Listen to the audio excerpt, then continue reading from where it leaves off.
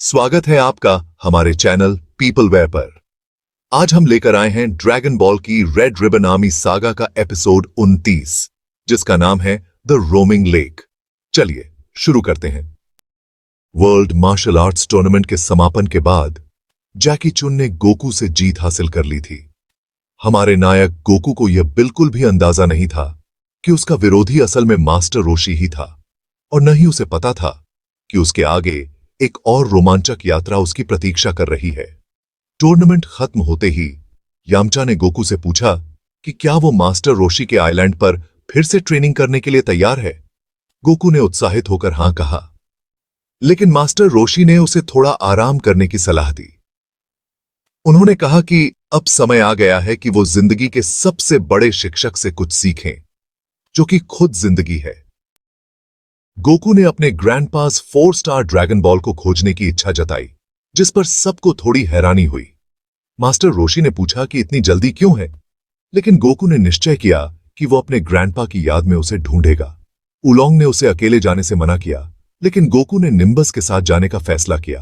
Krillin ने भी जाने की पेशकश की, लेकिन मास्टर रोशी के साथ अगली टूर्नामेंट के लिए ट्रेनिंग करने की इच्छा ज्यादा थी।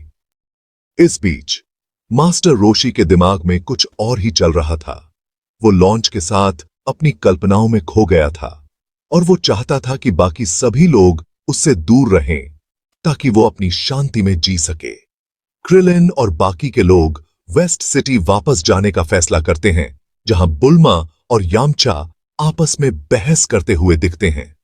गोकू अपने दोस्तों से विदा लेकर निम्बस पर सवार होकर अपनी यात्रा शुरू करता है। मास्टर रोशी, बुल्मा और बाकी सभी उसे अलविदा कहते हैं। सबको गोकू की चिंता होती है, लेकिन मास्टर रोशी जानता है कि गोकू एक खास लड़का है और उसे कुछ नहीं होगा। गोकू की यात्रा शुरू होती है, लेकिन उसकी आगे की राह स्पष्ट नहीं है। मगर एक बात तय है कि उसकी असली यात्रा अब भी शुरू ही हुई है। गोकू अपने ड्रैगन रेडार की मदद से 4 स्टार ड्रैगन बॉल को ढूंढने निकलता है। दूसरी तरफ नाम अपने गांव की तरफ लौटता है। गांव में पहुंचकर उसे अपने भाई से पता चलता है कि उन्होंने टूर्नामेंट नहीं जीता, लेकिन नाम ने अपने गांव के लिए पानी जरूर लाया था।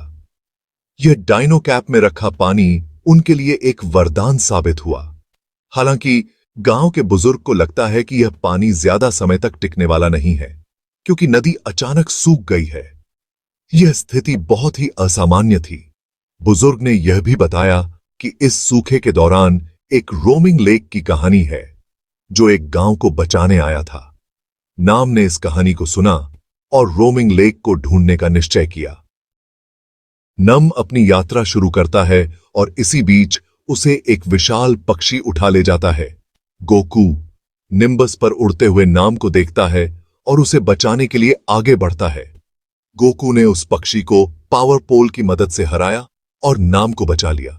नाम ने गोकू को अपने गांव की समस्या के बारे में बताया और दोनों ने रोमिंग लेक को ढूंढने का फैसला किया।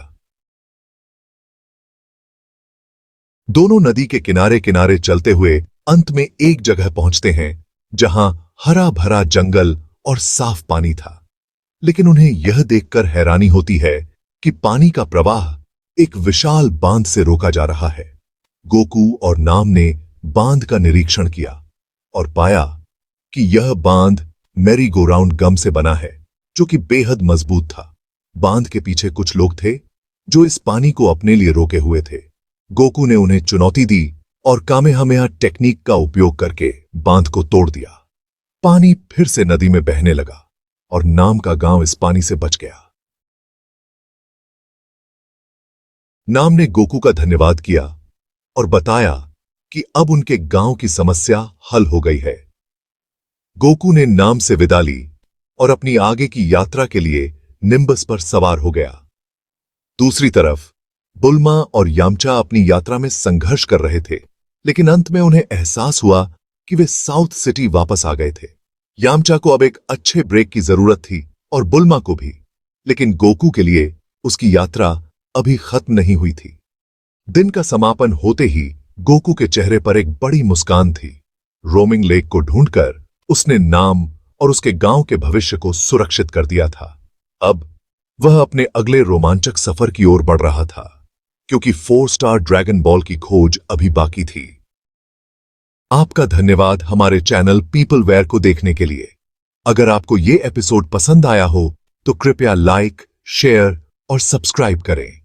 अगले एपिसोड के लिए जुड़े रहें और देखते रहें ड्रैगन बॉल की रोमांचक दुनिया। धन्यवाद।